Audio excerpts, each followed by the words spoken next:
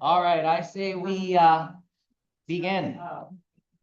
I appreciate the video. Did it work out? Okay, awesome. Yeah. All right, just I know that last week Janet mentioned that next week there is actually a book author event, and so she brought the book after today's class. If anyone wants to learn more about it, Janet is offering information. So I'm just putting that out there. Yeah. But in order to actually run on time, because last week we went overtime. So maybe this week we make it up, like the pilots. So we're gonna start on page 98. This week's questions, some of them are much, I'm gonna say, quick reads, and others come in, and others are, no, I'm sorry. Others are more in-depth discussions. So hopefully we can truly go through each one. Don't be shy of asking a question or disagreeing with the premise of a class. I know I write that and share that, but the point is really to study and to try to understand another perspective. It doesn't mean that you've changed your mind. So we're going to start with question number 1. Why are there so many Jews in Hollywood? First of all, do we agree? Yeah. Yes. Okay, so there are a number of texts on this that I think we'll read through together, but we'll discuss them kind of after the fact. So text number one, I guess we'll start right. We'll go jump right into it. Yeah. The movie industry held out a number of blandishments to these Jews, not the least of which that is admitted. I don't understand. That it admitted them. Yeah. There were no social barriers in a business as new and faintly disruptive as the movies were in the early days. There were none of the impediments imposed by the loftier professions, and the family entrenched businesses to keep Jews and other undesirables out. Financial barriers were lower too, and that attracted Jews and other entrepreneurs. In fact, one could conceivably open a theater for less than $400. The Jews also had a special compatibility with the industry, one that gave them certain advantages over their competitors. For one thing, having come primarily from fashion and retail, they understood public taste and were masters at gauging market swings, at merchandising, at pirating away customers and beating the competition.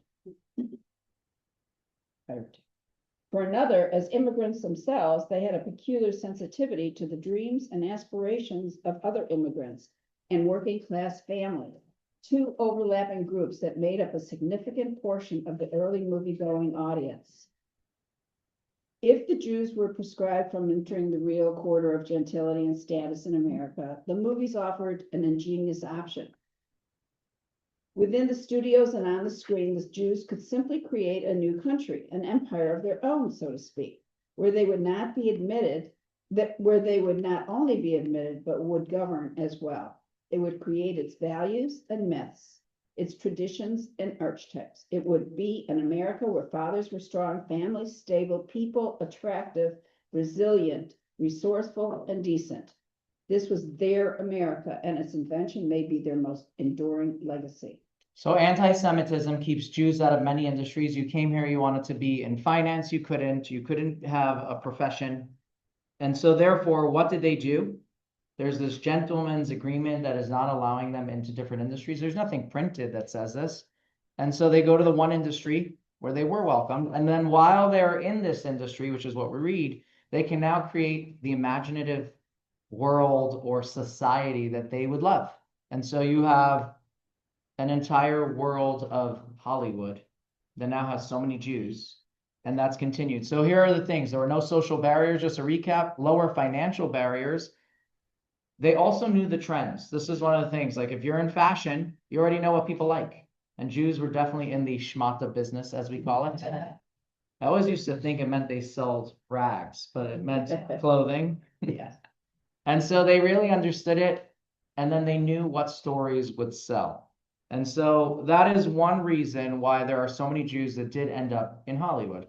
We're going to go to text number 2, which is another thing that I think we all understand, or at least it comes up a lot, and that is Jewish humor. Yeah.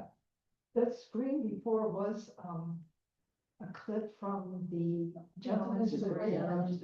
And just It was a movie about, yeah, me going undercover as a Jew. I did read about that, actually. But I have not watched it, but I did read about I am not Jew because the Jews wouldn't make films about Jews. it. Interesting. Glory to no class on Jewish humor. No, it's good that you're saying, Lori, you're allowed to be humble, but your husband's allowed. He's the one that. Lori, by the way, just so you know, has a stack of the Jewish Film Festival for this year. That is one of her passions. Or is, maybe I should say is, I don't know.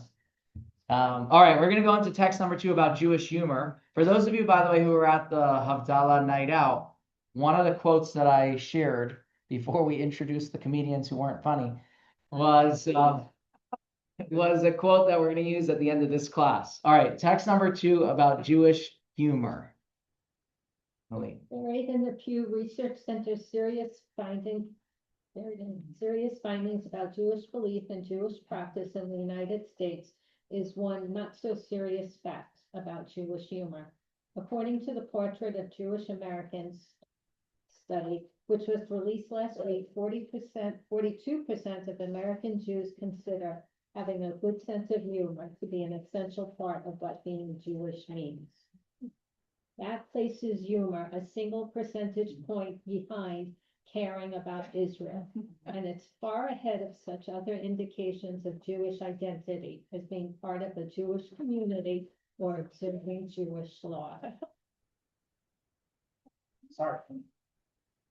All right, so first thing is that apparently humor is very important to Jews. Who knew? But by the way, I am curious. This is obviously a 2014 study, I think, or 2013. And so it'll be interesting to see where that plays out in the most recent one. And if someone reminds me with an email, I'll check if it's still on their list. But regardless, whether we like it or not, so we have this humor. Why do we have this humor? Part of it is because of persecution. Like you got to find the best out of what do they say? Make lemonade out of lemons. And so continuing with that, we'll read text number 3. John.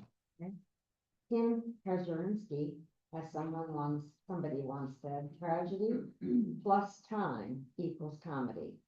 And given that equation, it fits right in. In terms of tragedy, the Jews have kind of got a headlock on that. Bob Baugh and that gulf between being God's anointed and all that misery, says Professor Wise, that incongruity is at the core of Jewish humor. Professor Wise, some people call it laughter through tears. I would suggest you call it laughter through fears. Humor, being able to laugh at this, is a way of being able to maintain this delicate balance without going mad, you know. Humor is the one form that gives you the last word. So who here, I'm just curious, has ever heard of a badchen? A badchen, B-A-D-C-H-A-N. You have? So in a lot of Jewish communities, for sure, going back generations, and now I rarely see it, but I have been. They have a guy who comes to the wedding. He's known as the badchen. He's the jester. He makes fun of the bride, the groom, the people, the family. And in many of those communities, those types of people also took care of like the Purim spiel and things of comedy. So it was very common in the shtetl society for sure. And as we're going to read, and this is the Talmudic text that I had quoted on Saturday night, Jews and humor are synonymous. And it's not for another reason. It's not because humor is too, but there is something special about humor itself. And so text number 4. Suzanne? While Rabbi Baroka and Elisha the prophet were conversing in the marketplace, 2 brothers passed by. Elijah remarked, "These 2 also have a share in the world to come." Rabbi Baroka approached them and asked, "What is your occupation?"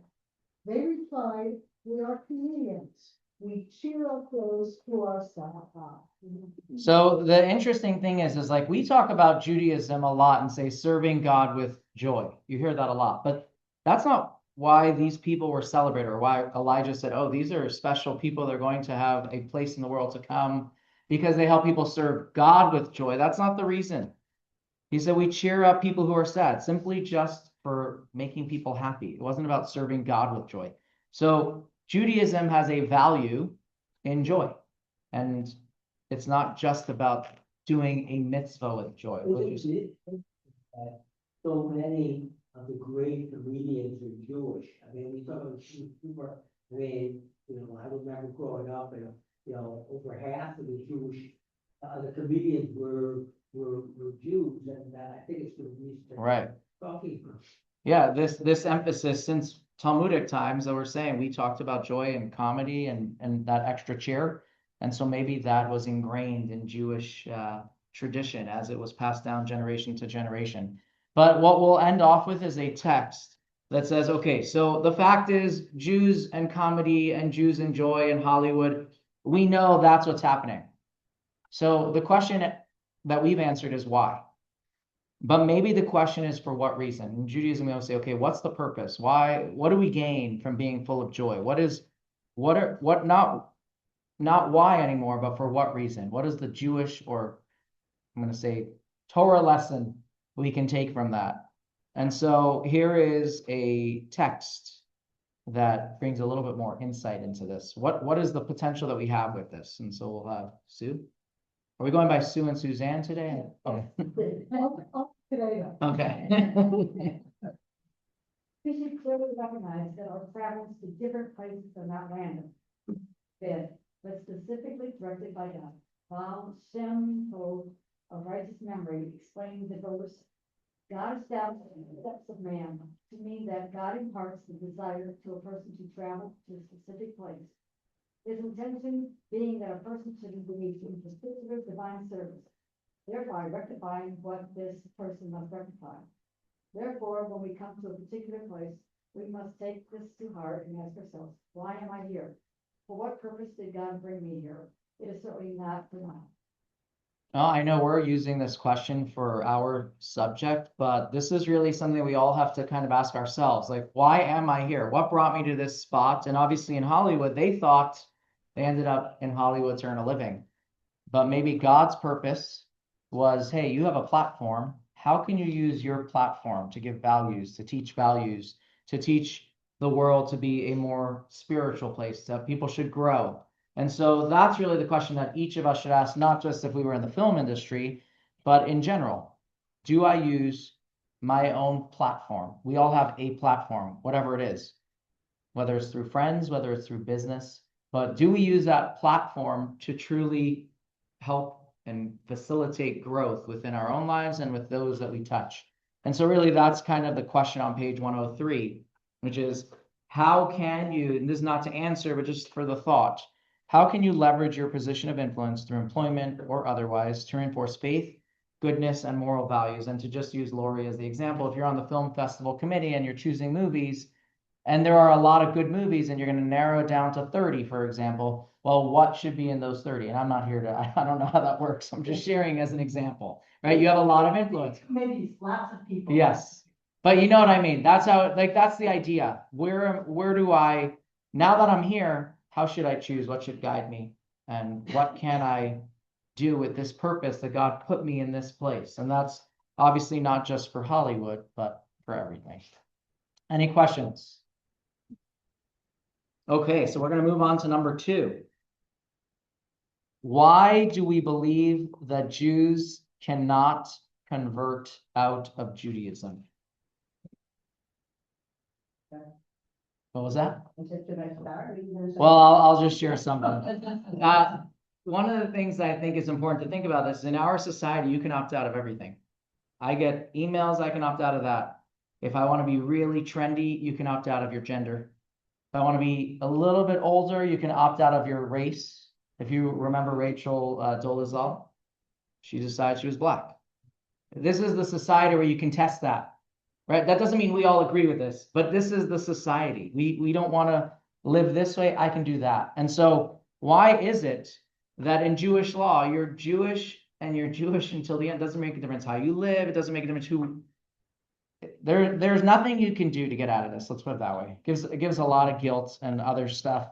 But again, the question is, why is Judaism like that? And so the context that we're going to use for the first text is a letter that was an answer to a question about a group of Jewish people who were descendants of conversos. So they had already converted out of the faith, but their genes were Jewish. The question was, do they need to do a conversion? That was the question that was posed to this rabbi. And so here is how he answers it. His name is Rabbi Shlomo Duran. We need to clarify the law regarding the uncircumcised progeny of the conversos, known as unusual, who wish to return to Judaism. These people are Jews in every respect. It is widely known that no law that apostate Jews, although they have sinned, are still Jews, as clearly stated in the Talmud. The same applies to their children, that they are born from a Jewess, even an apostate, as clearly stated in the Talmud. Even if this were to continue for innumerable generations, the children would still be Jews. Having established that these people are not converts, we should not initiate them as we do converts, that is, by informing them about commandments that require less effort, those that involve more hardship, and the consequences of not observing them. We engage converts in this process to help them decide if they truly desire to embrace the Jewish path. But there is no reason to do so with the conversos, because they have no option to turn away. They are forsworn from Sinai to observe the commandments like the rest of us. We should not make them anxious about embracing Judaism. We ought to draw them closer with loving kindness. So if we were being cynical, we would say that what's the reason why we have such a position on this question? Well, we are trying to swell our numbers. Right? This is really about keeping our population growth. But if that's the case, we would have a couple of Jewish laws that would really reflect that idea. I'm going to use the screen for this. Either parent, right now, if you follow traditional Judaism, the answer was it was only if the mom was Jewish. And that's kind of what he's answering here, right? We talked about, I think it was the first week that we said, the promise to the Jewish people was that we would be in seed and in name. In seed is exactly this story. Generations later, they don't know they're Jewish, but they're still Jews. So if we wanted to bolster our numbers, this would be the official Jewish position. Doesn't make a difference which parent, Jewish. Number two, we would pursue converts, and we actually do not. I remember reading a text last year or 2 years ago that said pursuing converts is actually like forbidden. It's not like we don't do it. Why? It will bring about, I think it was like, it will bring about a bad omen on the person who pursues the converts. For another conversation, but just so you understand how strong that is. And number three, we would also say that how do you get to heaven? You have to be Jewish. That's one of the selling points of other religions. We don't do that. So the point is that Judaism doesn't make any of these claims, and we still say that these people are Jewish. So why doesn't Jewish law, we come back to our question, why can't you opt out? Rabbi, can you just go over how a non-Jew gets to heaven, or we can go over that later? It won't be in this class, but the short answer is Judaism has 613 commandments for Jews. There are 7 Noahide laws for non-Jews, as long as they follow the 7 Noahide laws, which is a good society, a good individual morally, belief in God. That's their ticket. And really, by the way, I appreciate that question, because one of the things that we're going to talk about in a later question is about, like, what's my role? What's my purpose in this world? Do I have to be someone else's? Or is my role good? And God created me this way, for a longer discussion. But that's the short answer. You don't have to be Jewish to go to heaven. Everyone has a path to that. If it goes generations back, and you have a family that for generations has been practicing Christianity, but they can trace in their genealogy, let's just say, Right. halakhic views, on a maternal line. An Orthodox rabbi would marry them to someone. So the answer is yes, but I'm going to qualify one thing because I'm not sure if this is what you mean. If we're only trusting a DNA thing, they wouldn't do that. Like, I've learned that already from a question I had a couple years ago. If you can literally show mom to mom to mom, no issues. But you need some documents. Family tree all the way. Yeah. And you can figure that out. You don't need a conversion. You don't need any of that. If we're only relying on DNA, that's scientific, and the Torah doesn't have a mechanism for that. But that would be a secondary proof, like if we have this and that, for sure. Yeah, no, it's a good question. It's, when you start mixing like science and Jewish law for proofs, it's like, well, we don't have that. Where do I see that? Like the labs for infertility is where these questions come up a lot. You use the egg of a Jewish mom, the surrogate was a non-Jewish woman. Is this, what's the baby?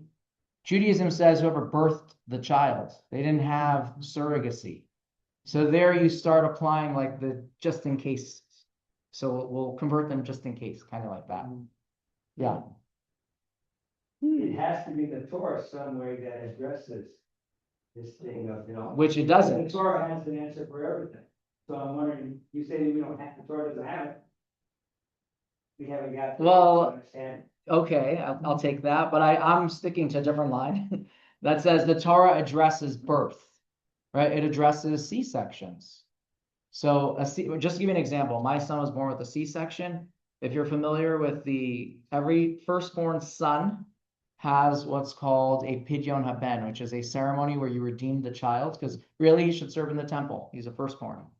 You don't do that for a C-section child, because that's not a natural birth. It's only for natural born.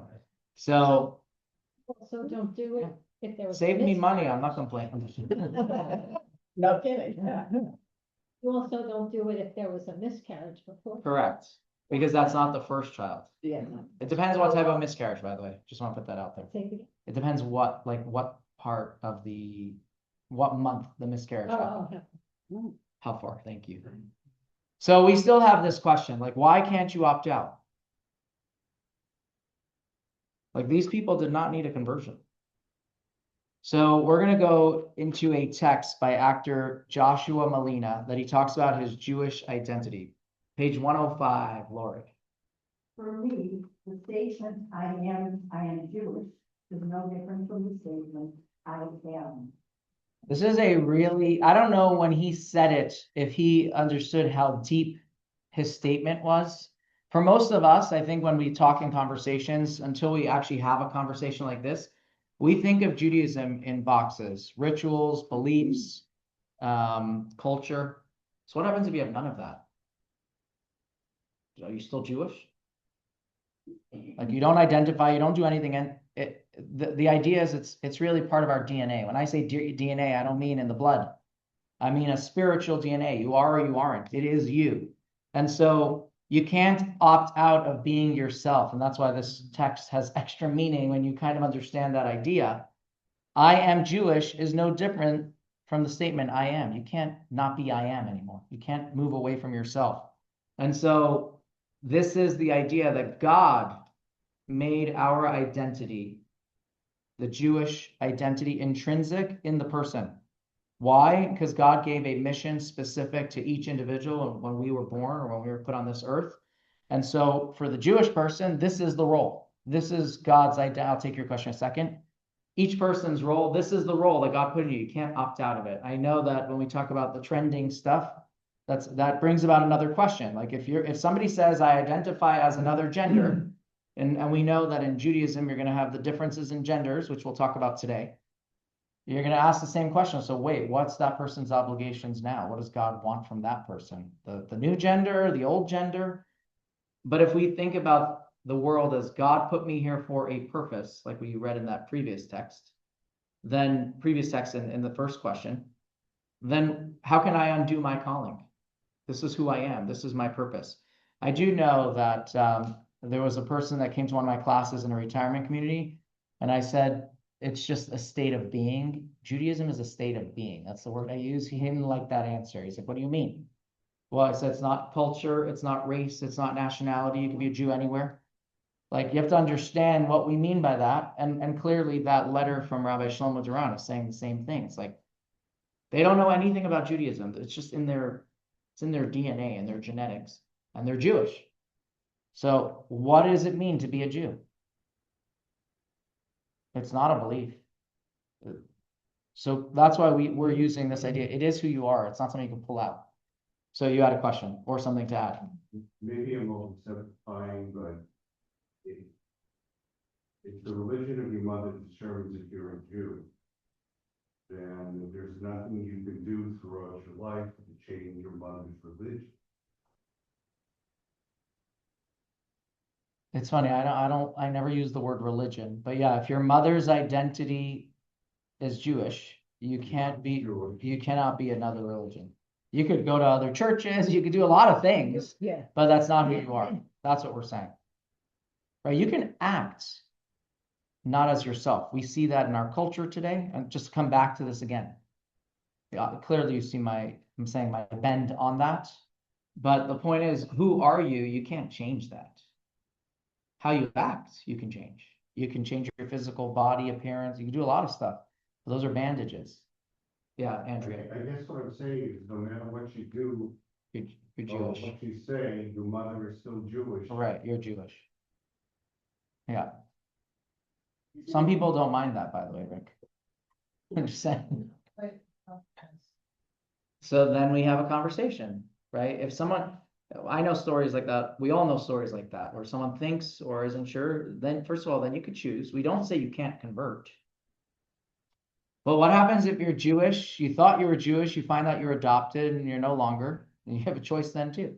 You lived it. You did everything right. Right. But it wasn't intrinsically you until you've gone through either you're born it or you chose it. How to choose it, another conversation. Andrea, you want to add?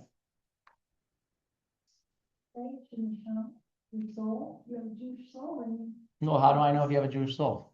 so what's that? How do I know if you have a Jewish soul?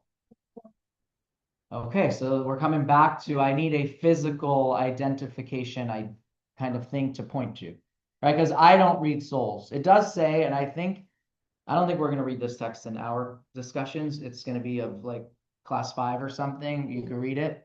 That for those types of struggles, Elijah, when Mashiach comes, he'll be able to answer for these types of questions we're not sure about. But we only work with what we have. And so the process is a conversion or not. And some people get upset that they were asked to, and there's a lot of emotions in some of these. Like, you're going to tell me I'm not? I understand that question. So it's always, I like how he writes in his end of his letter, he says, we should not make them anxious about embracing Judaism.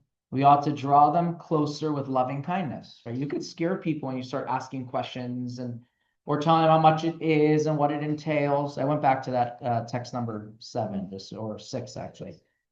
So that's kind of the idea on that. We're going to jump into text 8a. This is just a story that just shows how, and I actually want to skip. I'm going to skip to text or 8b. This isn't as important, but just to show you what we mean by identity.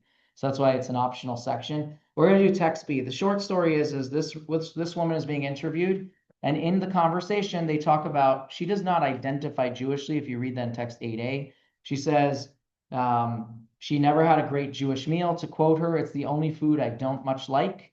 And she says her parents, and you can read this inside, I'm just paraphrasing it quickly, and maybe I'll paraphrase the last part too, so we don't read the whole thing. She says that her mom went to a shul, paid for membership, and put her dad's name on the paper too. Her dad said, go back and take my name off. Like that's how much they didn't identify with Judaism in her own household growing up. Understanding that upbringing, you come back to the second part. She talks about in 8b that she has a family member that she's talking to on the phone. It's like a cousin. It's one of her only cousins. And they are able to get land in Germany through the reparations because they are survivors and from the war. There is land that they can claim. And he's not sure if he should. Why? So she calls him out, and I'm just going to read it. I said, wait a minute. Are you telling me that your father doesn't want your in-laws to know that he's Jewish? Is that why you're not claiming this land? And he said, my father's not Jewish. Now, again, remember this woman who is talking to her cousin, Mark, does not live Jewishly in any way that we would say she does. Here is her response. She gets wide-eyed with anger. I mean, I was stunned. I said, I beg your pardon, but he was 100% Jewish. He was certainly Jewish enough for Hitler, as would you have been. And I hung up the phone and I haven't spoken to him since. And she says she was stunned at how furious she became when he said, my father's not Jewish. It just came over me. How dare you? I mean, this is my only living relative of my father, and you're telling me he's not a Jew? How dare you? And so that's like her Jewish identity on fire. And she doesn't even live it the way we would say it, that she's engaged Jewishly. And so when we talk about from like a Jewish perspective, this is the idea what Andrea was really touching, which is that we have at our core this spark within us. We'll call it the soul. We can call it whatever we want. That always is always tapped and connected to your Jewish identity. And at times that can be a raging fire of passion for your identity. And other times it's very quiet and just needs something to really ignite it. So this applies to this woman who she just was upset that somebody's talking about not identifying Jewishly as her relative. So if you think about that, it's really this story happens a lot. That we tap into that we realize what's important to us. We're going to jump into question number 3. Why did our ancestors continue to identify as Jews despite being victims of so much suffering through the ages? And so we're going to read a text 9a, and this is from Bernard Lewis. He was asked this question during World War II. It was more than 60 years ago, but I still vividly remember the occasion of the conversation. I was in the middle of the night, it was in the middle of the night, and apart from the routine rumble of shells and bombs, things were relatively quiet. I was on night watch in a branch of His Majesty's service in which I served. We took turns staying awake to a time all night long to deal with any emergency on our drive. So it happened that this was a quiet night, and we whiled away the time chatting on the ticket. Suddenly my Tom and George started a new and very different conversation. Forgive me, I don't want to intrude, but am I right thinking that you're Jewish? You're right, I'm Jewish, and you're forgive me, he said again, but I have the impression that you are not a devout and observant Jew. Right again, I said, and I don't understand. He said, why do you bother? Now I don't understand. I said, what do you mean by that? Let me try to explain to George. You must agree that being Jewish is often difficult, sometimes dangerous. Yes, indeed, I said. One could hardly deny this statement in a branch of the intelligence service, 1942. And I don't understand, said George, yet again. I could see you may be ready to face persecution or death for your religious beliefs. But if you don't hold or live by these beliefs, then why bother? This time I began to understand George's question. I know, and we all know, so many people who we wouldn't say they're living by Jewish beliefs, and still they retain a Jewish identity. And to put that, I think October 7th is a great example. There were people who said, wait, I don't need all this. Why can't I just walk away from it? You didn't really see that. I'm sure the question went through many people's minds who were very not engaged. So he's asking him the question. He's like, why are you still doing? Why do you still identify with this? And so what did he answer him? Text 9b.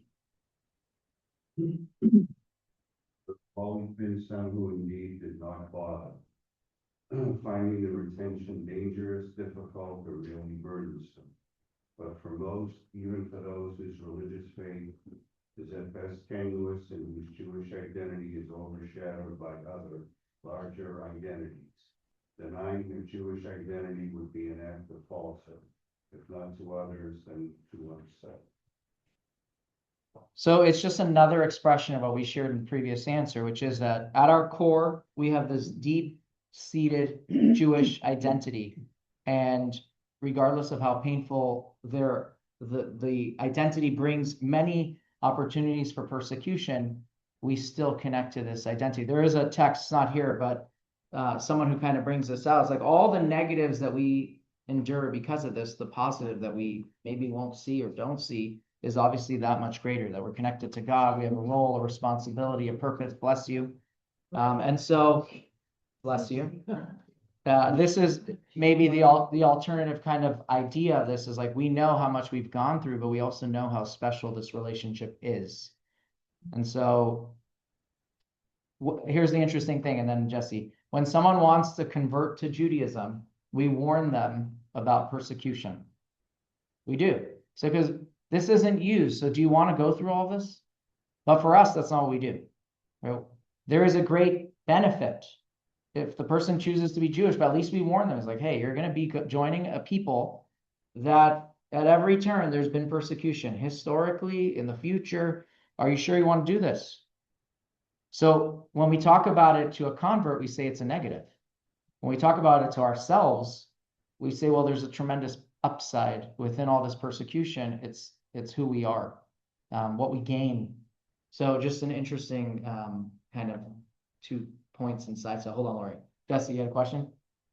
Well, I just for a comment, I know as a convert, when I would go out and nothing in me showed I'm Jewish, I was wearing out for everything. But I noticed about 80-90% of the Jews, they go out there and they don't want to show their Jewish identity either. So it's kind of a weird, it's kind of a weird thing, because once I got to the point where I'm like, why am I not showing it? So I started wearing a yarmulke all the time. Now I noticed in my golfing group before they, it's Jewish, but nothing was taught. Now they see the yarmulke, but now they're asking, but Jewish, you're Jewish, really, you're Jewish, and comments and everything. So there is a thing about, I don't know, but 90% of us aren't doing anything to do what I think we're supposed to do. Me be the worst. But I do. Penny's the judge for that. But I do think it's really important that as we're going in this world, now I see my kids, they're wearing outfits all the time. When I first hired my son and my rabbi to run business, I'm thinking, oh my gosh, this is going to be a disaster. Mostly Muslims, Arabs, white, rough people, Hispanics, and like that. The last of the month, I have to change it. They walked up, they're proud of this, they went into this business, they've changed this business so positively. Everybody has so much respect for them. They're like, oh, and I thought, wow, look at that. I've been hiding this. And so then they wear it proudly.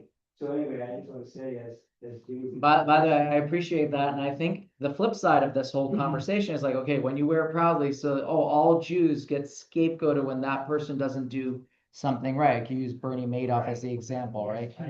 So like also comes with a tremendous responsibility in that too. But you're 100% correct. They would, if they didn't like you, they would have figured it out anyways, right? They would add that to all the list of what they don't like about you. Right. Right. What I do, what I say to Right. Jews, but bad. But it's also a good reminder. There was a study, I think it was Northwestern University, and then Lori will take your comment or question, that said that when you wear a uniform, even if it's not your profession, like if I put on the medical white lab coat, you kind of adjust how you interact with people. It's a really interesting study. If anyone wants, I can find it. And I always think about that. So like when you put on your Jewish uniform, you mold into that identity, which is really powerful. Lori, did you want to add something? I wanted to ask, and if it's too divergent, to let me know.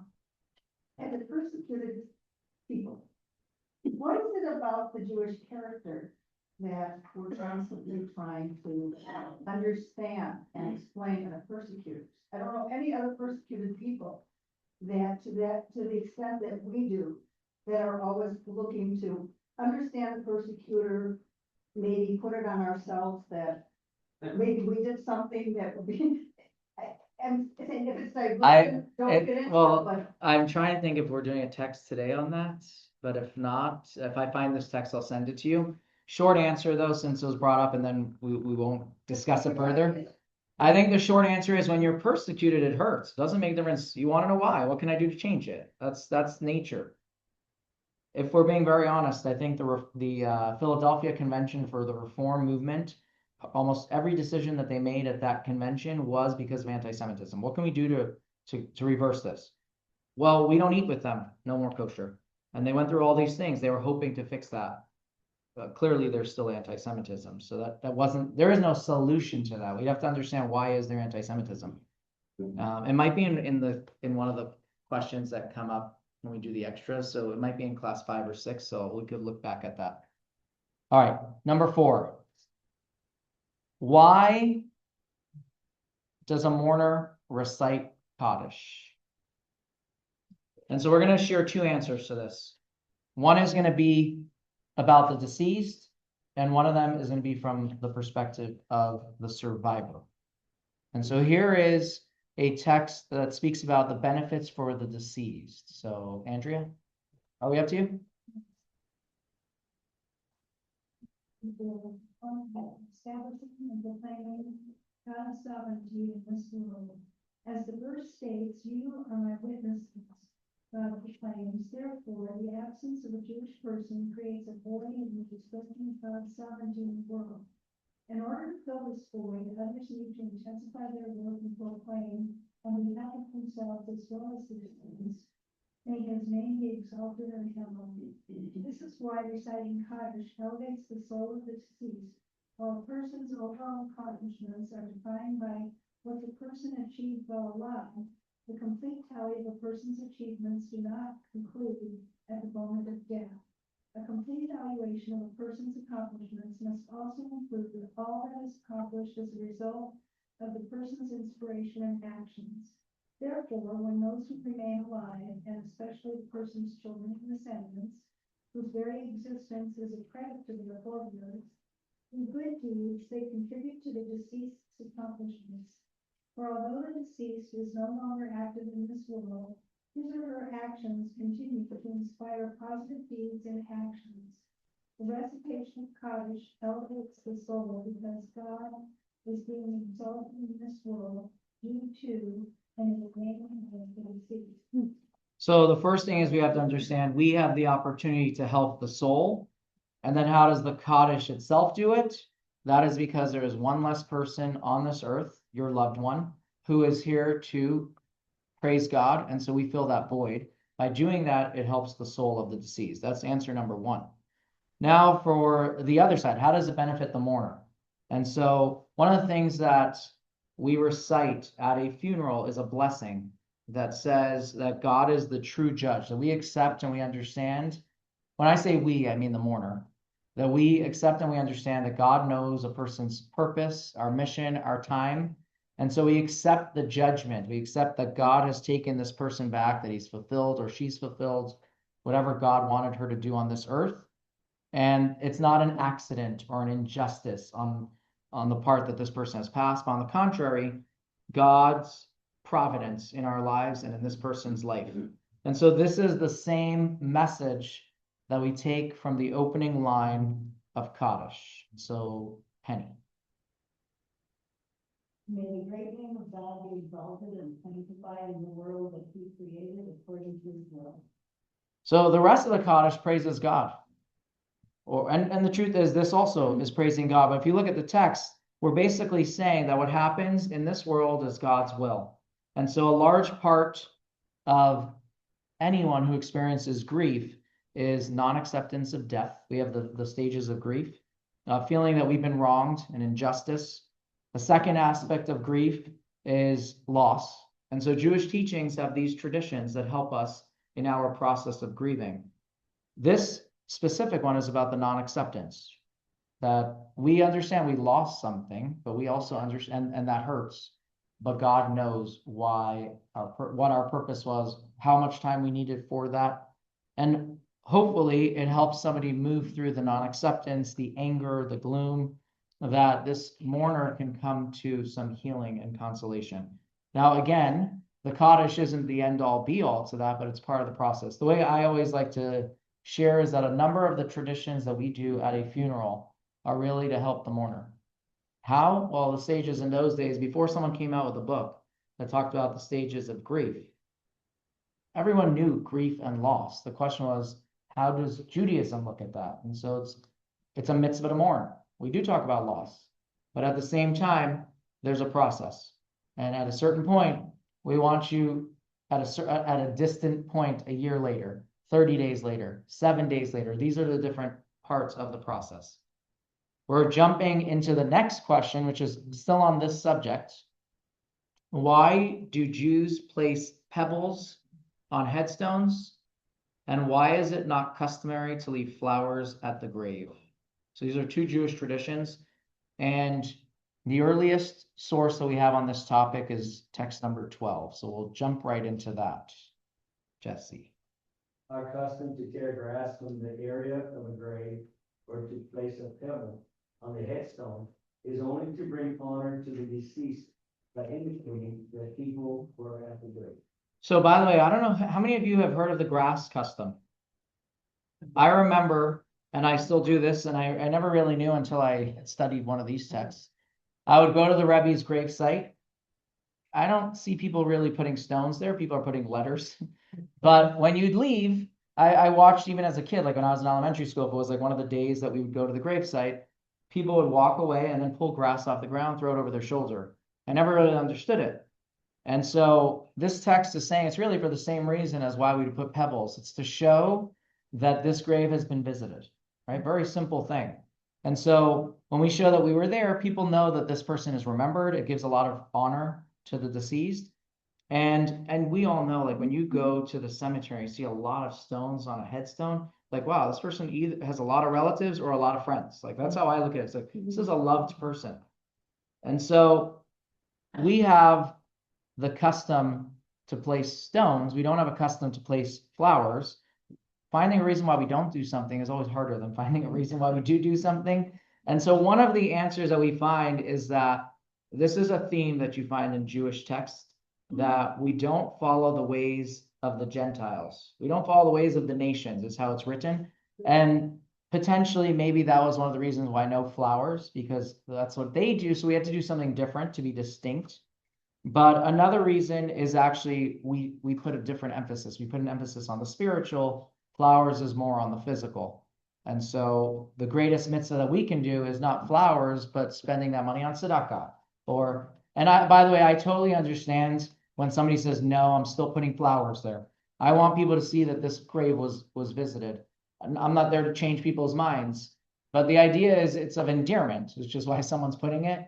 And so in the end of the day, we do it with stones. That's really what it is. But again, we do have those suggestions of why we don't do flowers. One being that flowers are more about living and life, and we speak about the spiritual. And that's one of the reasons. The other reason is, again, we don't do what others do. Any questions? No, we don't want to test her. Yeah, that would. No, but this text, let me see what that text date is. Hold on. 39. This author lived in the 1300s. So they were doing. that is the first text that they were able to find about this. I share something, and I don't know the source of that, but that is, we do have, if you think about how we keep graves marked. And so in the olden day, how do they mark a grave? Has anyone here been to the prison outside of Yuma? Right, they have stones and boulders that mark the graves there. It's like 6 prisoners that died at that prison. I think the prison was open for like 100 years. So Yuma County Territorial Prison. If you're ever driving to San Diego from Phoenix, it's actually a pretty cool place to stop. Side note. But there's a cemetery. I think it's 6 graves. And so think about how graves looked in the olden day. Before you had headstones, there was a mound of dirt. Every time you came, you added some more pebbles or dirt to keep it marked. So there is something to that. Our first grave that we talk about, besides for the Cave of the Patriarchs, is Rachel. She's buried along the side of the road. It's got to be marked. And so every time the Jews would come by, they would pray there. But how'd you know where it was? So someone had to kind of constantly add to that.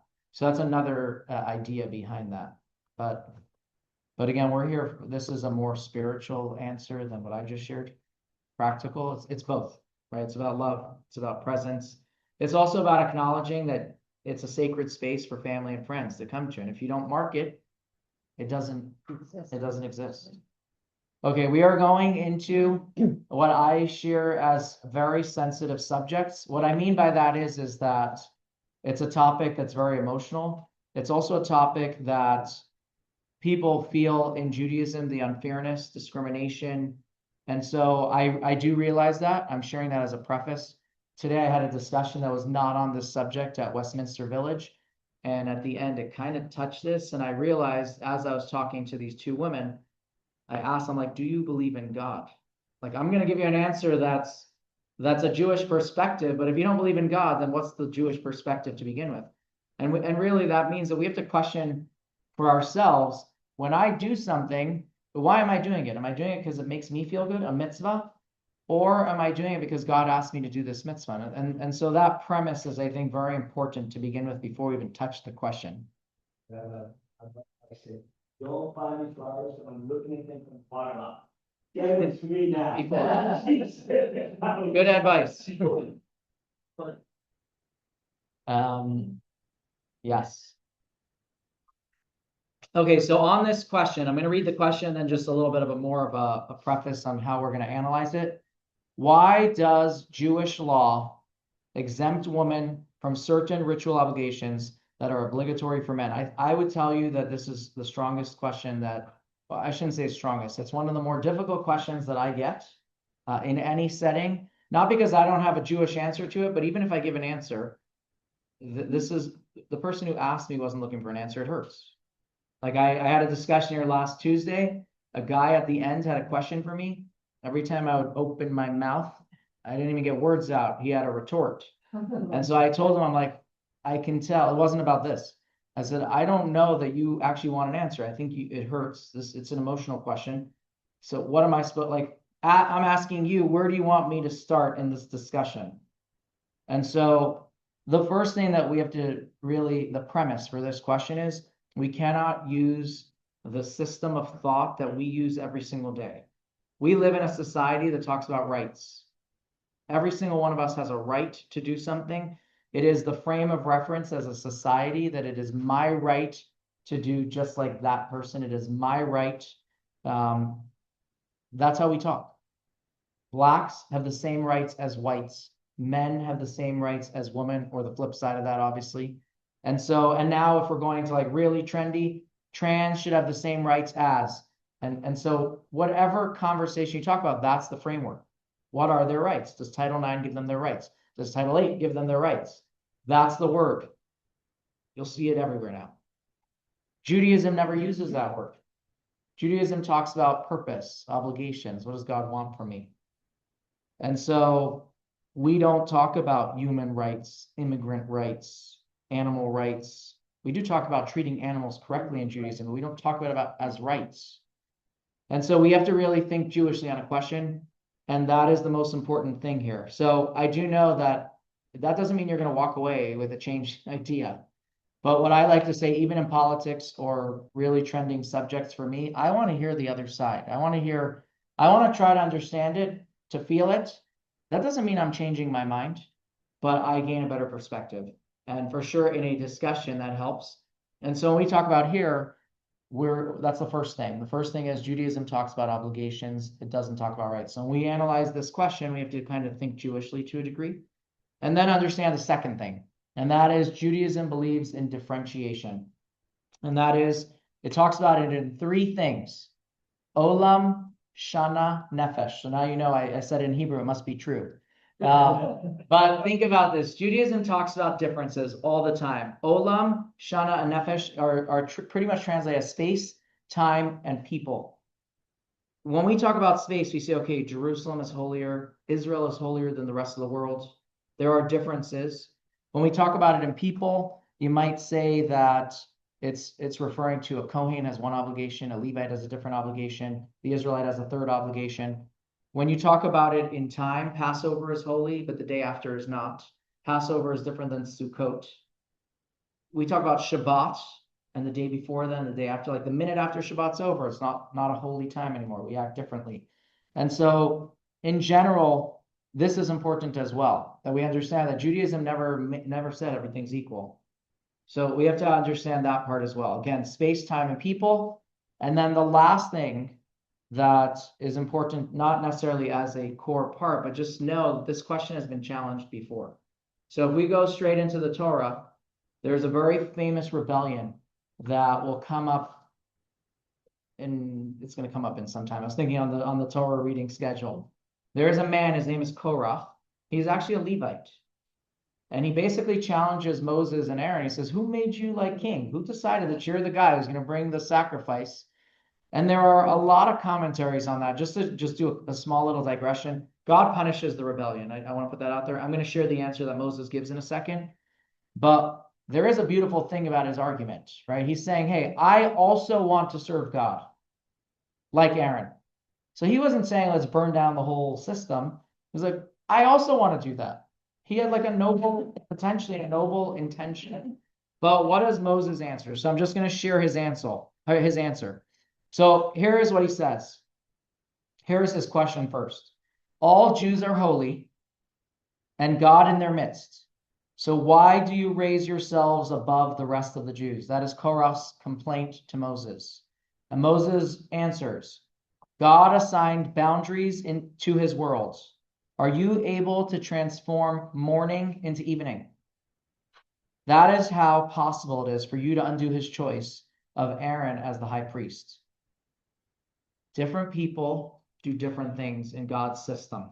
And so if we want to accomplish, and again, this takes the premise that we agree that God put us in this world for a reason, not by accident.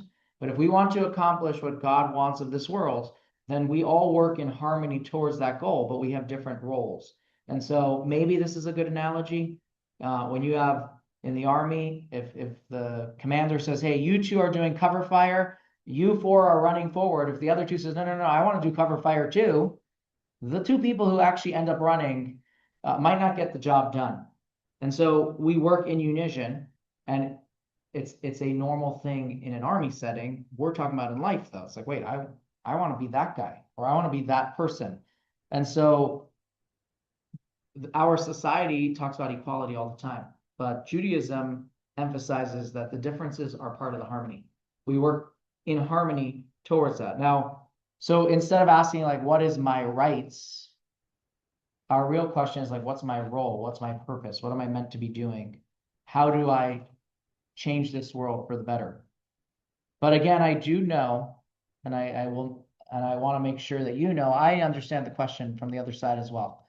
If you live in the Jewish world, our job is not to answer because God said so, which is what I kind of just did, but rather to try to understand a little bit better, to at least put some rational thought to it, to attempt to understand it.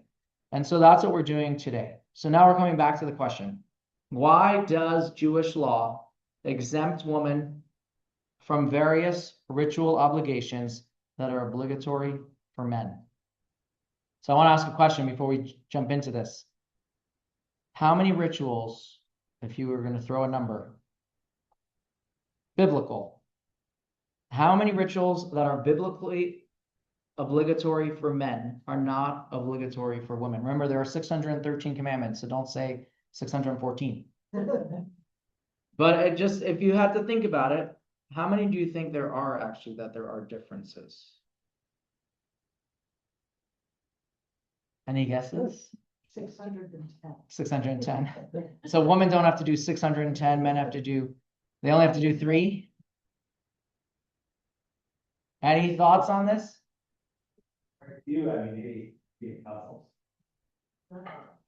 What was that? Well, not a lot, because it says that it's time was first.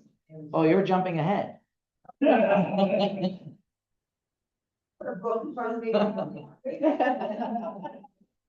Okay, so Maimonides says there are 14. Okay, and I'm just going to throw out a couple of them. You can, of course, I'll put it on the screen, actually. I think it's up there. Okay, so we have shofar, sukkah, lulav, tefillin on the arm, tefillin on the head. It's 2 different mitzvot. Tzitzit, shema, counting the omer, procreation. We could talk about that afterwards. How can you not command the woman if she has to be part of it? Circumcision, Torah study, the priestly blessing, groom's obligations, and writing a Torah scroll. Okay, 14. Now, again, I'm not going into each one, but just so you have a number. We could afterwards, we can analyze. But I want to share, of these, not obligated does not mean they can't do.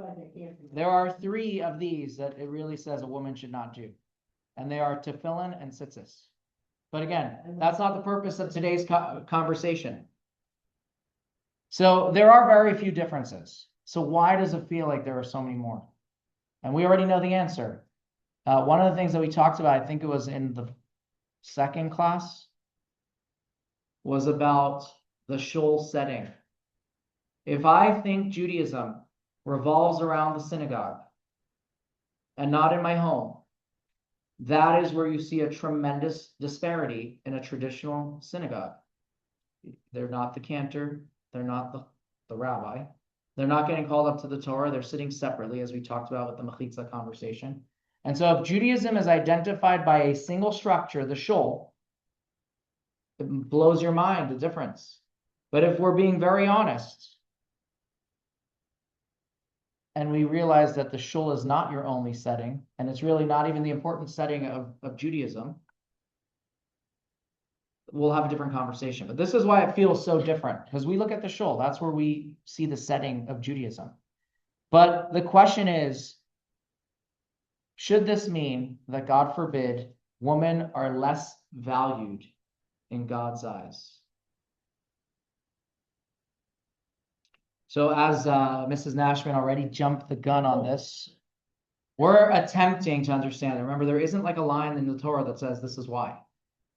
And so we're trying to understand it with different rationales. So here is one of the rationales. And it's going to be in text number 13. But again, I want to remind ourselves that like God didn't tell us why. So we're trying to understand this. Like why are there differences? And so are we up to Janet? Go for it. Text 13. So there are some contingencies. Men are obligated, whereas women are exempt. Positive those that are not some contingencies, both men and women are obligated. So the principle is if something has a specific time, you cannot have a conflict of time in Judaism. If God says you have to do something, I cannot ask you to do something else at the same time. And so if we have discussed that there is a very important value of the home, and who anchors the home, as we discussed in a previous conversation, that is the woman, then I can't tell you to be here and there at the same time. And prayer has a specific time. Shema has to be done in the morning. However, a mezuzah, for example, just to give you a different example, doesn't have a specific time to put it up. And so when we use this mindset, that would be one of the reasons there is a conflict. Yes. Doesn't Shabbos have a time? It's a daytime though. Like if you told me that during that time there is a specific thing to do, that like prayer on Shabbos, that's where that would come back out. So as the bigger picture, I like your question, but that wouldn't be a specific. Shabbos is a big mitzvah with a lot of mitzvahs in the middle, if that makes sense. Meal, but again, that's at home. Just putting that out there, right? Shabbos doesn't mean. Now, the thing is that this comes back to the idea that mitzvot aren't hobbies. Lori, I'll get you in a second. Mitzvot aren't hobbies, right? This is part of a big approach that we said we have a purpose here. God wants us to do something with this world. If he wants me to do this, and I'm saying I don't mean that in literal, but if God wants me to do this, God can't also ask me to do this. So use an answer that my mother-in-law once shared. How do you know that tikkun olam is not a mitzvah? So you go to a synagogue and say, we're cleaning up the beach if you live in California, and we're doing it as a tikkun olam project. How do you know that that's not a mitzvah? Because in the Torah, if you are obligated to do something, it has to be defined. So if cleaning up the beach is a mitzvah, then I need to know how many items do I have to clean up to fulfill this mitzvah. It cannot be vague. And so we come back to this idea that Jewish law holds the home in great esteem. And so if I am here, let's say it's raising children or whatever word you want to use for the home value system, I can't be there. Now, is this answer a good enough answer? I'm going to tell you that it falls short.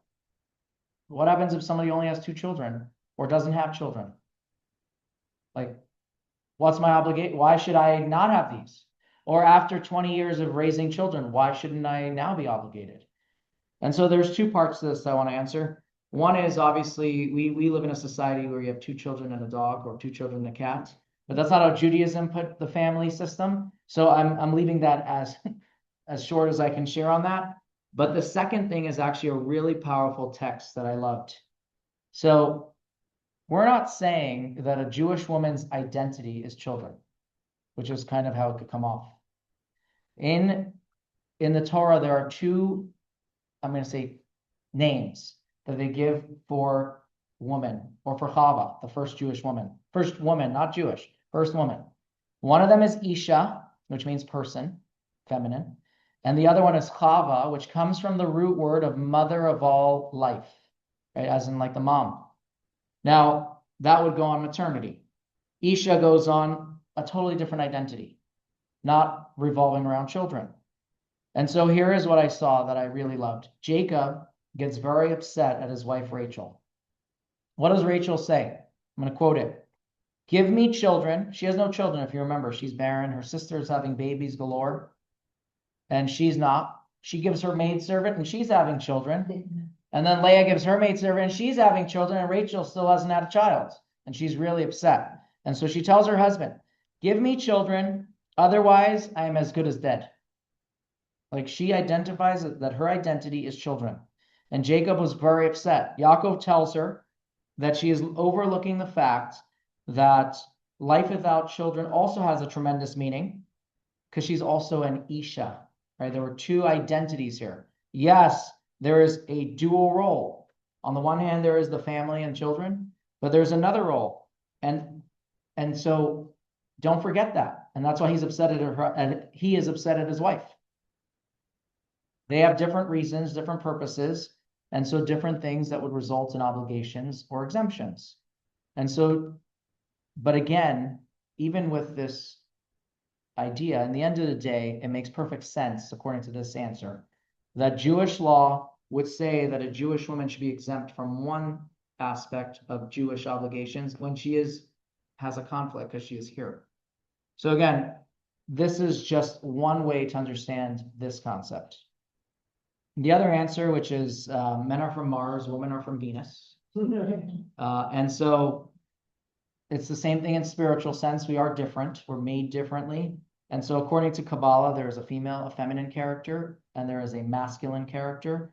And so that might be another reason that we have differences. Now, again, is that a perfect answer? You can reject that because if that's the answer, why are there some obligations that you do have and some you don't? Like we could start nitpicking and say, well, why is this mitzvah on the exempt and not that one?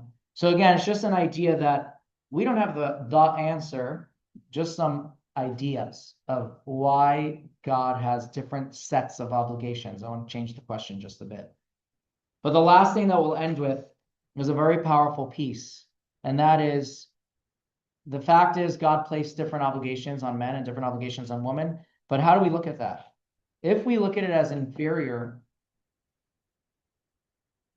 then we don't embrace the God part of this, that God put a purpose on us. So we're going to read a text. This is from a very famous American feminist, Ellen Willis, who talks about not feeling inferior. Right? You have to, that's a big lie, is how she puts it. And so text 14. Big lie of male supremacy is that women are less than fully human. The basic task of feminism is to expose that lie and fight it on every level. Yet for my feminist militants, I was, it seemed, secretly afraid that the lie was true, that my humanity was hopelessly at odds with my intellectual female sexuality, while the Rebbitzin, staunch apostle of traditional femininity, did not appear to doubt for a moment that she could be both a woman and a serious person, which was only superficially paradoxical. For if you are absolutely convinced that the Jewish woman's role was ordained by God, and that it was every bit as important spiritually as religiously, how could you believe the lie?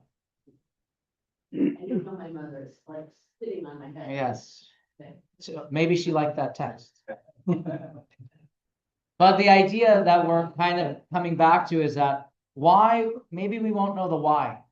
But the fact is that each of us have a specific role and we should embrace it. Like, don't say I have to be like her. I'm saying as a man, I don't light Shabbat candles. I'm not running to do that.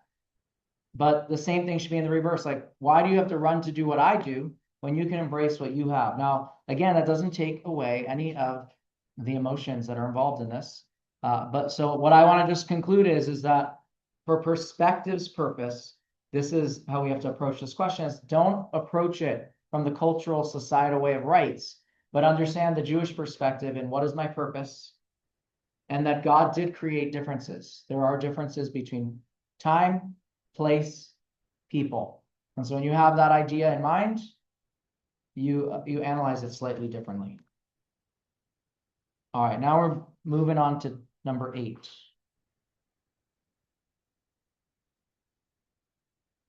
Why are 10 men required for a minyan? Now, this question is not why is it 9? Why is it 10, not 9? Question is, when you look at prayers, it's 10 men. Again, we're going traditional Judaism, 2,000 something years of this. Not what people have changed because they don't necessarily understand an answer and therefore it bothers them. I'm saying just in tradition, we find that only men are in a minyan. Why? Now, I'm not going to read text 15, but you are most welcome to on your own. I'm just going to give the background to it. It's if you're going to say that women don't count, right? That their prayers are less powerful, that's a big false. That's a lie. And in fact, so much so that many of the laws that we have for prayer come from a woman. And her name was Hannah. She had no child. She lived in a terrible relationship of marriage where they had 2 wives in those days. So it was a polygamous marriage. The other wife had children and harassed her nonstop for not having children. She was really at a breaking point.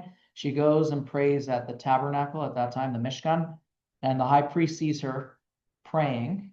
She looks drunk. She's not voicing her prayers. And so if you read in text number 15, sorry, that is what the outcome of it was from her prayers. But the point is that she answered the priest, said, I'm not drunk. She said, I'm a woman who is deeply troubled. I have not been drinking new wine or old wine. I was pouring out my soul to God. We learn from here a couple of laws, and that is that prayer, we should say them, but not too loud. Right? So we learn a lot about prayer from her. And then another thing that I think is important that I actually did not know until I was studying for this. When we talk about a minyan, and we say, oh, it's only men when you go to shul, there is another minyan that's talked about in Jewish law and includes women, men and women. And that is, we have throughout our history had times that people died for the sake of being Jewish. And it says if there is a minyan, it has a different title. It's called, instead of saying Mesirat Nefesh, it's now called Berabim, which means it's a Kiddush Hashem, so you're sanctifying God's name. And now it's Berabim, it's in public. Well, public, who defines public? A group of 10 people, men and women together. Why is it called a minyan over there? And when it was mixed, and we're going to say you walked into the shul and there were 9 people and 1 woman, it's not a minyan. Why? And so one of the answers is really touching what we just spoke about. And that is obligation. If I'm obligated in it, I can be counted in the participation. So if I'm going to use that logic, every woman and man is obligated in sanctifying God's name. So the obligation allows to be counted. And I'm going to share an interesting, for context on this.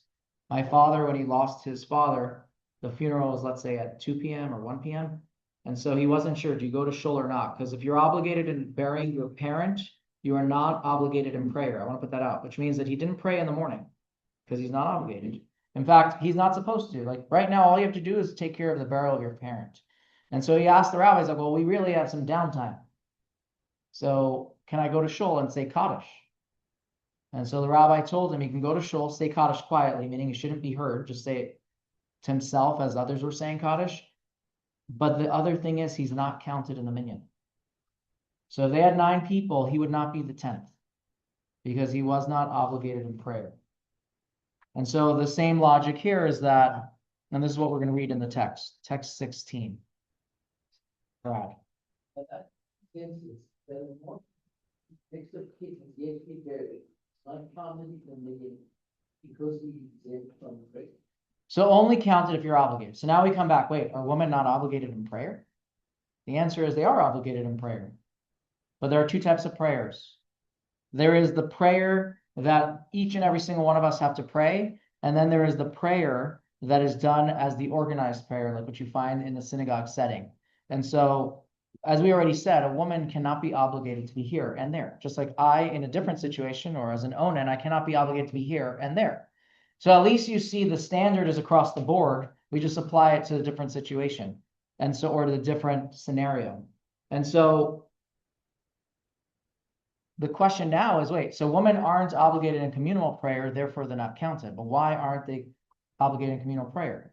So we go back to this conflict theory, as we talked about earlier. If I'm obligated to be here, I cannot be obligated to be here. You cannot, God never puts a double obligation on you. And so, but again, I do feel like it's important to just end on that point that we have shared a couple of times. We have all grown up in America, and the role of the synagogue is like big for most Jewish people. It's like, this is Judaism. It's when you go to shul. But if Judaism would also be lived at home, or the emphasis would be on home, would we be having the same kind of perspective? Is something we have to ask ourselves. So we talked about how important mitzvahs are to be. We gave 3 answers, if you remember, about mitzvah. Why are there so many do's and don'ts is where we brought this concept out. And we talked about God wants to be in the lowest places in where we do action, where we do everything, business, how we interact with people. And so the synagogue is really at the bottom. But how we act every day at home, to our children, to our friends in business, whatever it is, that is what God wants of us. And so again, it's a perspective shift. It's a real paradigm shift of how we grew up. And so maybe I always think about the line from the previous text, from the previous question about the apostate Rebbitzin, that she's against the feminist idea. Why doesn't it bother her? Well, so one answer, and this is what came up in my discussion today, is, well, she grew up that way, so she just accepts it. And that's a true answer. But what about the people who chose that way of life? What changed in them? Are they indoctrinated? Is this a cult? I mean, some people might say that, but that's part of the perspective on that. So again, I share these, and I'll take your questions in a second, that we're not here in these classes to say, change how you live. We're here to study and understand. And so this is, if we didn't have these questions, I would be happy. It would be easier to teach. But on the other hand, we want to really understand from the Jewish perspective all these things that are truly challenging in our lives. And I can promise you, you walk out, you have the answer now. That doesn't mean you feel better. Maybe it makes you feel better and you start telling someone else, oh, it doesn't bother me. They're going to think you drank the Kool-Aid. So careful. Yes, you want to ask a question? Complications in my family in the way that I was raised. And my mother is sitting on my head right now. That word obligated in the women in my family's view was, you don't have to do anything you don't want to do. And you're not obligated to do anything you don't want to do. And that word obligation towards your Jewish obligations was always seen negative rather than Right. Positive. Right. By the way, I appreciate that, because I know that question number 10 touches that idea. The fact is that no one has to do anything. I don't have to do anything. I choose to. I watched a video clip today. I have a teacher when I was in 12th grade, or maybe it was my first year of yeshiva after that, who's a brilliant lecturer, travels the world. His name is Rabbi Yossi Jacobson, or Rabbi YY. And so I saw a reel today of his, and he says, why are mitzvot, why do they feel so heavy? And that's really what he talked about. I'll try to pick that up on text number 10.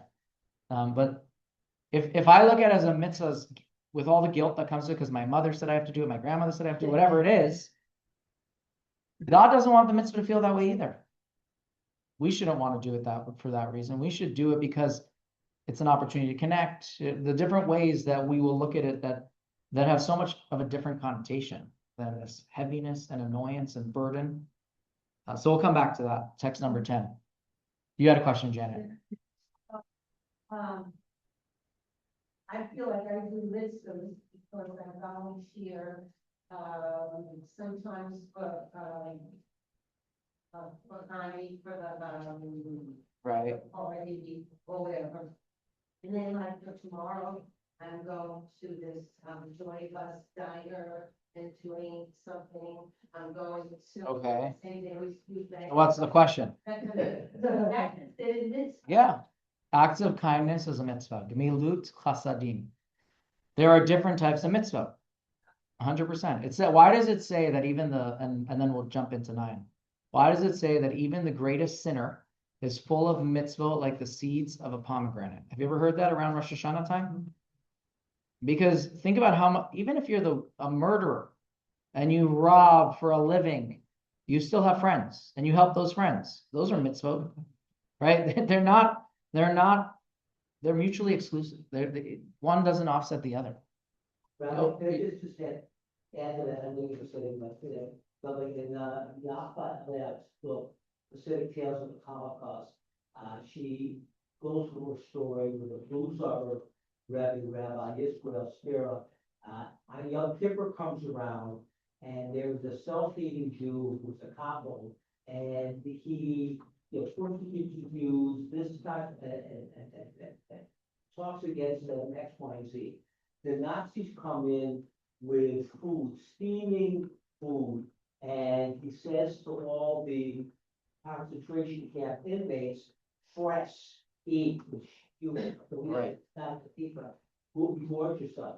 So the Blues Rabbi stays there, he doesn't do anything, nobody else does, and the self-hating Jew named Schneeweiss would persecute all of the inmates, they keep standing there, and the Nazis go over to him, and they say, okay, you're gonna eat.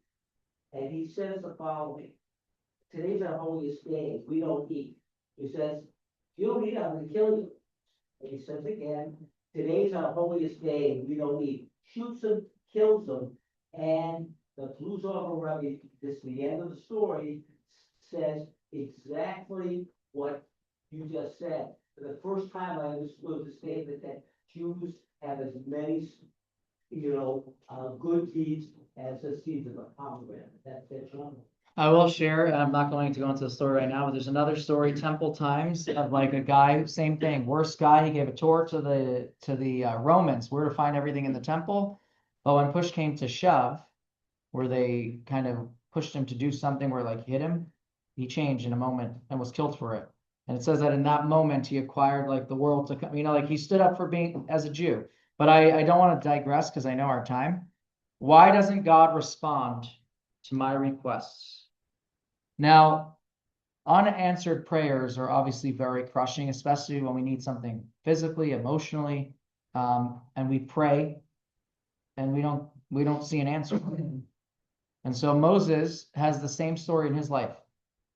He takes the Jews out of Egypt, but he has one thing that he wants, and he asks God. It says 515 times he asks God for this that we know of, probably more.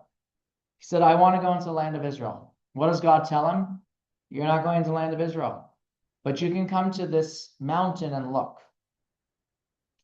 Right? This is not a small little request. He took the Jews out of Egypt for this. And so it's not really easy to understand. Why didn't God answer him? Again, over 515 times that he prayed for this. And of course, we could look at many other prophets, many of our patriarchs, they prayed and God gave them what they wanted. But why wasn't Moses' prayer not answered? Now, of course, we can always share, and it's true, that prayer has merit in and of itself. Even if it's not answered, we become closer to God. That's one of the explanations of what prayer is about, connection to God, as we talked about. But in the end of the day, the overall objective of what Moses wanted was not given to him. And so it hurts when you don't hear an answer. So some people answer, say, no, God did answer. Like I share this answer with my kids every now and then. He said, no, but that's not. But Rabbi Moshe of Trani, text 17 that we're about to read, he says that's not accurate. God didn't say no. And so we will look at how he observes Moses' question of God. So Brad, are we up to you? Are we up to you or Dennis? Dennis? He went for whatever reason known to God, your prayer is not granted. You will be rewarded for it in the world to come. You will also benefit in this world by reaping fruit that is similar to what you prayed for. Indeed, we find with Moses that although his prayer to enter the land was not accepted, still he received a taste of his request. God showed him the whole plan of all that would transpire with the Jewish people from that day. They entered the land until the day that they were leaving, and even after that, forever. As the verse says, God showed Moses the land, the whole land from Gilead to Dan, and until the utmost sea. And the sages derived that God showed Moses all that would occur until the final day. All of this was the result of his heartfelt prayers. So he says that God did answer his prayers, just not the way that Moses expected. And there was something that he got. And in our limited perspective, when we pray and we don't see the answer we want, we don't see the answer. But God, in some fashion, does answer our prayers. But in the end of the day, what it really is saying is that we're just God, we're the servants. God is the boss. And so God created us with a mission to fulfill. And sometimes we ask for things and we don't get the way we asked for it. But on that note, prayer is still effective. And that's what he's saying. Prayer is still effective. We're just not God. We don't get to tell God what to do. We ask. And it just reminds us that God gave us a lot and gave us the power to pray and ask. But in the end of the day, God is God and we are not God. But I think the point here is that there are answers. We sometimes don't find them. Maybe we'll never know it. Maybe we'll know it after time. Now, you want to add to that? So I guess I'm the wicked child here. Where does it say that the answer will come in the world to come? Well, I don't know. Maybe the clarity. Is not even really talking. I think if anything, you mean clarity will come in the world to come. I don't know a text that says the answer will come. Like there is a story, Moses saw something that he thought was not fair. He calls out God on it and says God tells him to go up a step. It's a medrash, so take it as is.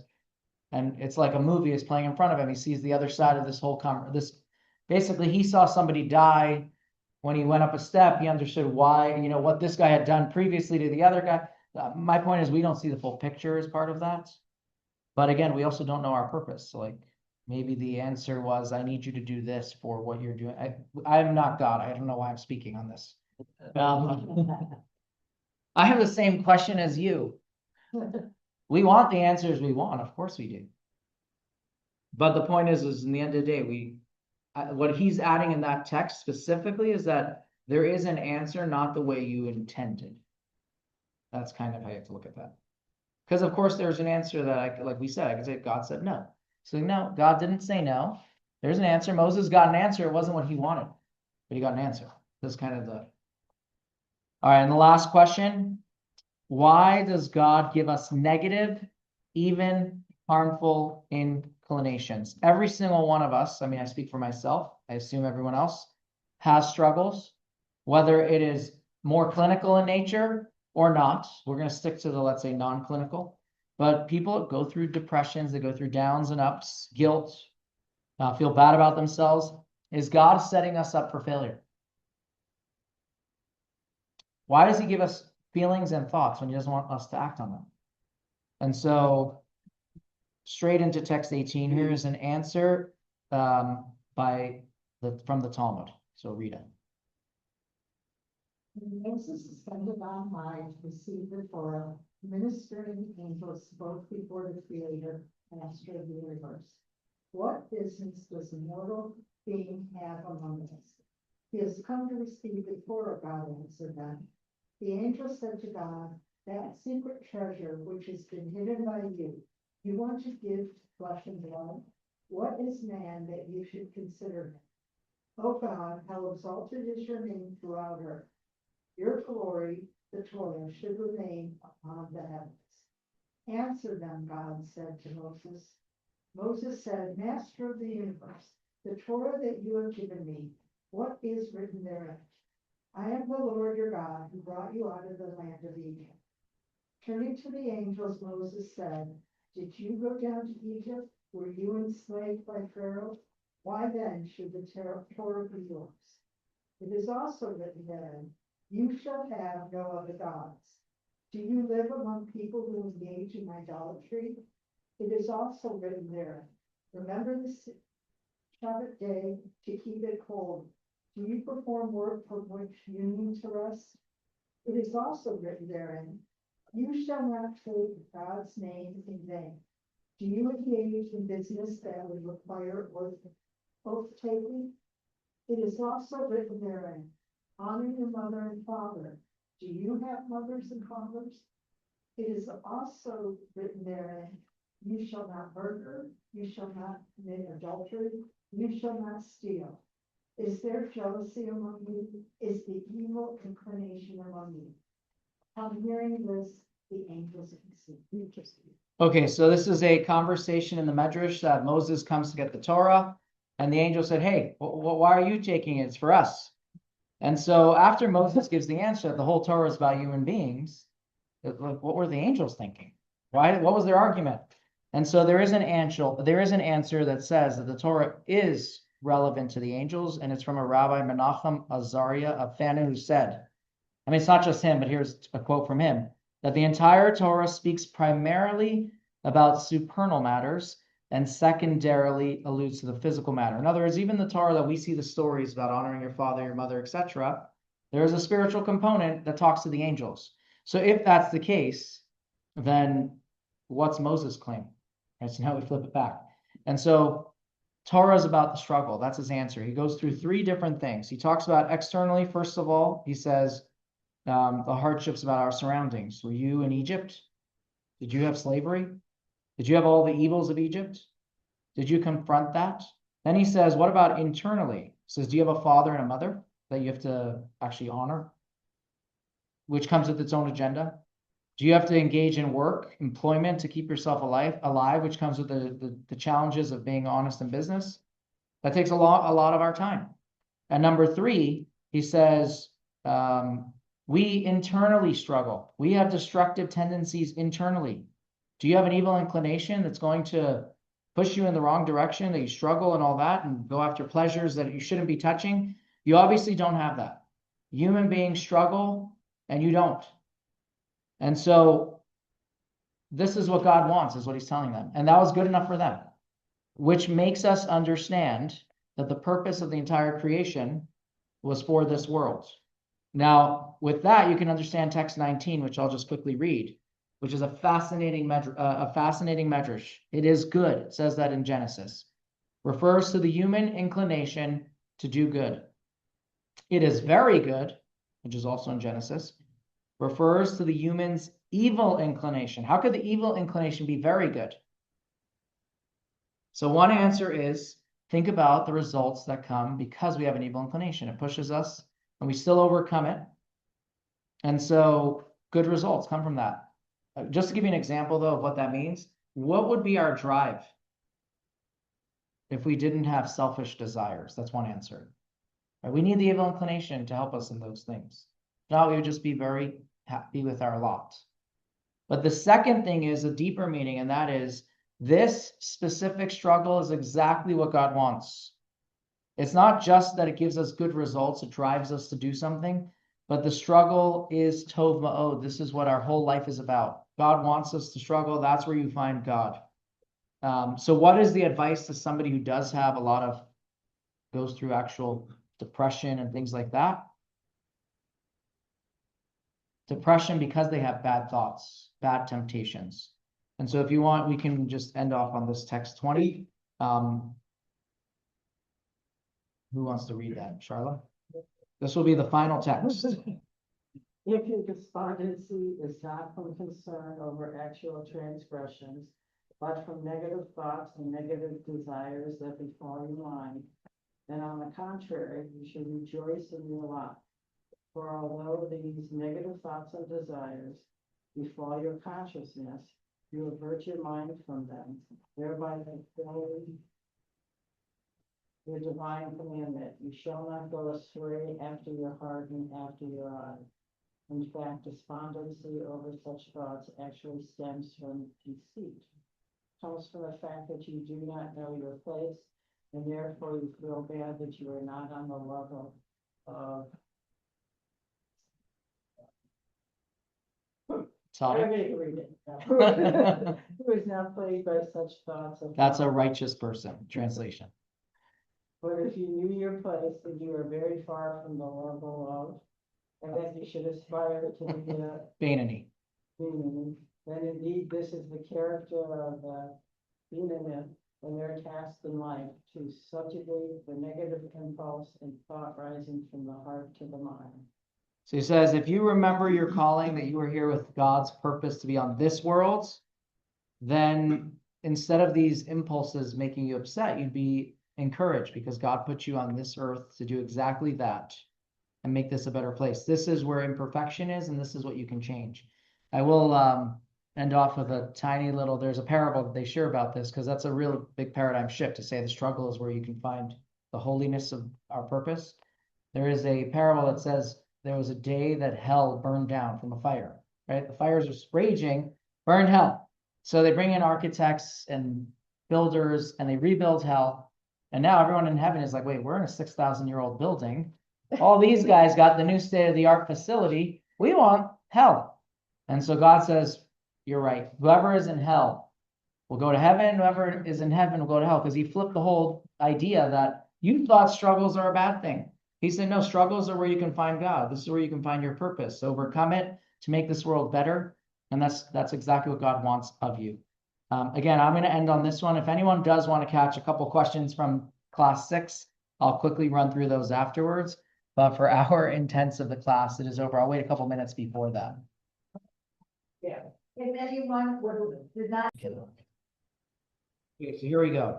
Why have Jews been singled out for persecution and hate throughout history? So many people we always ask this question: why do they hate us? And really, the answer is that in every generation, when they hate us, they give a different excuse. I know who brought that up over there before, but they always come up with a different reason. Like, is it because we have the money? Is it because we are overpopulating? Each time, it's some other reason. But the fact is that it's Rabbi Sachs says, and that's what text 1, is that it's a mutating virus. Like, it doesn't make a difference if this is the reason here, in the next generation they give a different reason. The fact is that they hate us. That's the virus. And so there is a text that says that it's actually in the Torah that says, why do they hate us? Because that's the law. Esav hates Jacob. But what we talk about is actually two different types of anti-Semitisms, and that's from the story of Purim that they talk about this, where it says that Ahasuerus and Haman both hated the Jews. Ahasuerus, when Haman said, I want to kill the Jews, and he offered him money, Ahasuerus said he could do it for free. And so with that knowledge, we know that Ahasuerus also hated the Jews, but he changed his mind. So in the Talmud, they share a parable, and they say, for Ahasuerus, it was a mound. For Haman, it was a ditch. The Jewish people were compared to a ditch. Why? Because every single time he saw, this is kind of the basis of this, every single time he saw a Jewish person, he felt empty. And so for Ahasuerus, it was a mound. If you gave me a purpose for the mound, I could fill in the ditch. Sorry. But for Haman, he said, every time I see a Jew, I feel a void. They have purpose. They have a mission. So I feel my life is empty of meaning. And so I always talk about that. There are two different types of anti-Semites. There are the ones that you can educate. And then there are the ones that really just, there's nothing to talk to. So what do we have to do? What's our response? And it was interesting to listen to Jesse's point, but that is not to abandon our own values in the fight of anti-Semitism. Right? We can change our behavior. That's not going to stop hatred. That's the fact. So if we abandon our own values, we create our own ditch, according to this parable. So the short answer is it survives every generation because that's how God created the world. But if we think we know the cause, we don't, because it just changes. There are two different types. Resentment of the Jew is one of them. Number 2 was, why does Jewish adulthood begin at age 12 for girls and 13 for boys? I think that the short answer is, in Judaism, we learn the number 13, that they are called a male, actually from a very interesting story. When Shimon and Levi fight for the honor of their sister who was raped, they were 13, and they were called man. When Jacob curses their anger, which is one of the things that he does, they were called a man. So that's number 1. But the real thing is that we talk about that as you are now of mature age. The real question is, why does everyone else use like 18, 16, 21? A lot of that had to do with the army.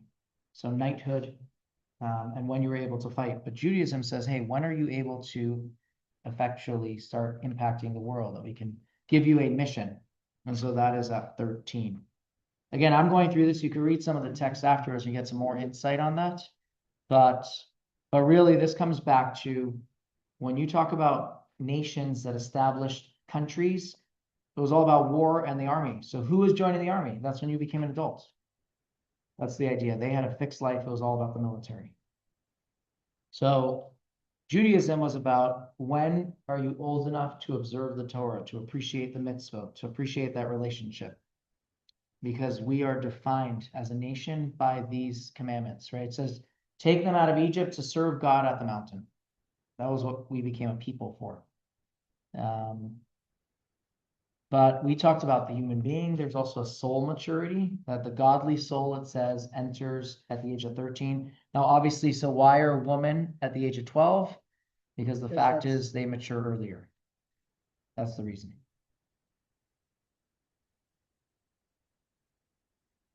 No, I'm going to use those 2 answers. I thought it was because they could have a period and be, considered a woman at that age. Well, so they're It's matured typical. earlier. They matured earlier. Right. That's Yeah. That's for sure what it is. In fact, text number 7 says, God built the side. This is speaking about when Eve was created. But the word that it uses over there, this teaches us that God bestowed earlier maturity upon the woman than he did upon the man. How do you find that? Because it uses the word bina yisera, which is this additional understanding. So he gave maturity earlier to women. Now, practically speaking, I think most people see that. Number 3, why do we pour a cup of wine for Elijah at the Passover Seder? This is always a very fascinating question. And so what's Elijah's role in Judaism? He has a couple roles. Number 1 is, it says he is going to be the one that heralds the coming of Mashiach. So he's the one who's going to tell us, hey, we have reached the Messianic times. That's number 1. Number 2 is, it says that he is going to answer any questions that we have in Jewish law at that time. Where do we see that? There's in the Talmud, every now and then there's a question and it ends off with teku. Teku means they don't know the answer. So why they use the word teku? So one of the reasons, this is in text 9. So one answer is, it comes from 2 words of a teek, which is a satchel. And so like when a book is in its bag, we don't know what's inside of it. So the same thing is, we don't know the answer to the question. That's why it said teku. We don't know. But then there's another reason. Teku has 4 Hebrew letters, and it stands for Tishbi, Yataretz, Kushiot, Vabayot, that Elijah will resolve the questions and problems. And then the third thing is, why is he at every bris? Does anyone know why he's at every bris? So it says that Elijah spoke negatively about the Jewish people. He said, hey, by the way, the Jews are not keeping the covenant. He had ran away. It was a really tough time for him. He's on a mountain. He says, God says, what are you doing here? So he says, well, the people are not keeping the covenant. And God was really upset. And so he said, the same person who spoke negatively about the Jewish people, that they're not keeping the covenant, He'll be the witness that the Jews are keeping the covenant. What is the covenant? The bris. So now, how does he end up at the seder? Now that we understand his roles, how does he end up at the seder? So again, it's three things. He's going to tell us the Mashiach is here. He is going to answer questions that we don't have answers to. And he is testifying, or he's the witness that we are keeping the covenant. So here is how he ends up at the table. Number one is it says that the month of Passover is a month that is appropriate for for Mashiach to come, for the Messianic era to arrive. And so we put a cup. It's a prayer. We hope he'll show up and tell us that all of our problems, we have peace now. Everything's good for the Jews. So that's one reason. That's why at the end of the Seder, we have a prayer. We say next year in Jerusalem, the cup's still there, hopefully next year. Then you have another answer. And that is that there is a question if there should be 4 cups or 5 cups at the Seder. We practically do 4. We pour the 5th because there's an opinion that says there should be 5 cups. And we call it Elijah's cup because he is going to resolve if this cup is meant to be drunk as the 5th cup or not. Okay? And then the last one is Passover was only allowed to, the Passover was really a sacrifice, right? The Passover sacrifice. And so who can eat of the Passover sacrifice? It said only a circumcised male. Women, of course, could eat it, but the men, if they were not circumcised, they could not partake in this sacrifice. And so by having the Seder, we're pretty much saying that we're still keeping the covenant. That they were circumcised, because if they did the Passover meal at that time, they were circumcised. And so he was testifying, his presence was to testify, to be a witness that the Jews are still keeping the covenant. So that is, it makes the cup so much different when you know that at the Seder. Yeah. Like I never knew this, by the way. I learned it when I taught this in 2015 or 16. And it's like, oh wow, this cup has a lot.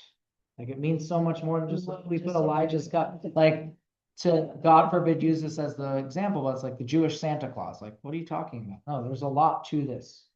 A lot of purpose and a lot of meaning.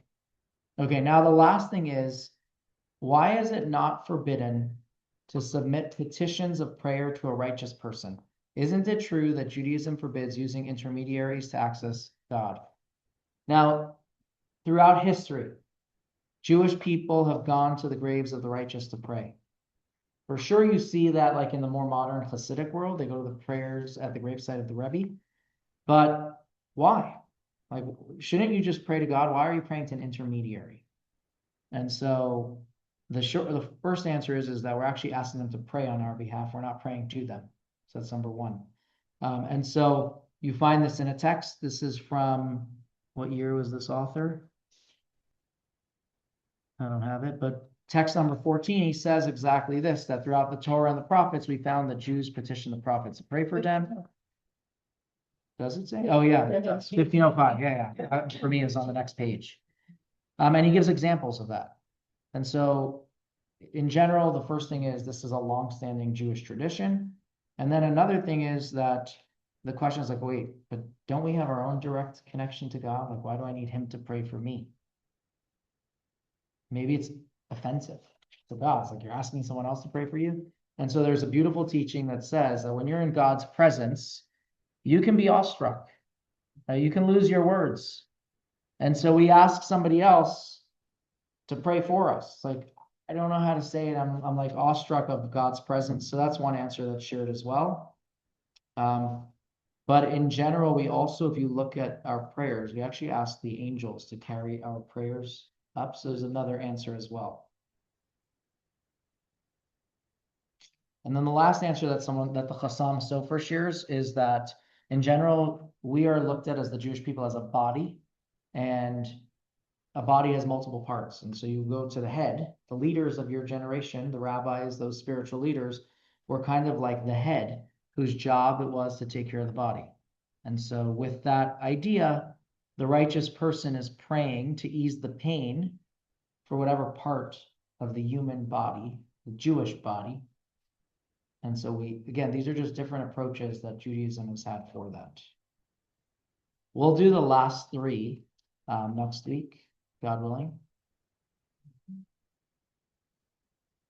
But that's basically the gist. Thank you. Pleasure. Interesting. Thank